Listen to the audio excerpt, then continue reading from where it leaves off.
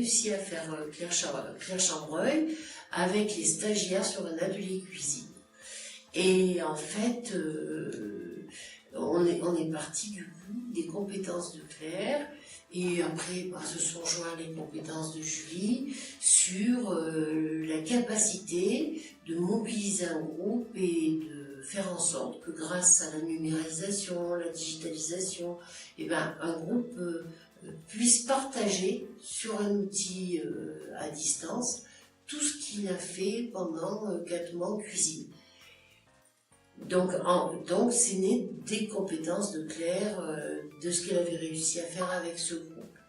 Et c'est un projet innovant parce que on est parti sur la base d'une communauté pédagogique différente. C'est-à-dire qu'il n'y a pas un formateur qui est un sachant et les autres qui écoutent, qui prennent des notes. On a une communauté de gens qui cuisinent, qui prennent des notes, qui prennent des photos, qui prennent des vidéos, qui mettent en ligne et qui apprennent autant la cuisine que l'utilisation d'outils informatiques pour communiquer, et qui créent eux-mêmes des cours, mais des cours vivants, et qui sont capables qui seront capables après non seulement de cuisiner, mais d'utiliser l'outil numérique dans le cadre d'une création éventuelle d'activité.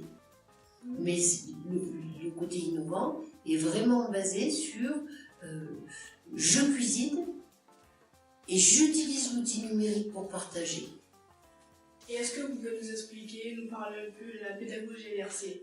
Alors, pour moi, la pédagogie inversée, c'est déjà sur ce projet innovant, il y a de la pédagogie par projet, puisque on est censé faire, par exemple, une réalisation culinaire, mais on va bien au-delà, puisque la réalisation culinaire, on doit la mettre en ligne, et le groupe choisit, c'est le groupe qui choisit, et c'est là on est dans la pédagogie inversée, c'est le groupe qui choisit, qui débat avec les formateurs, qui décide de, non, ce cours-là, on va mettre plein de photos, on va enregistrer nos voix, ce cours-là, on va le mettre en vidéo, on va scanner les documents, c'est nous qui allons refaire les recettes, parce que la recette, effectivement, elle est peut-être dans un bouquin, mais on a rajouté des petites choses, on l'a transformée, on pense qu'il faut souligner ça et ça. Donc le groupe de stagiaires est un groupe décideur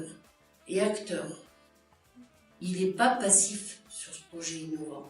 Il a pouvoir de décision, il a pouvoir de négociation, il a pouvoir de faire, et il est accompagné par les formateurs. Mais il n'y a pas de hiérarchie, c'est une communauté pédagogique sans hiérarchie. Et à quel public s'adresse cette formation?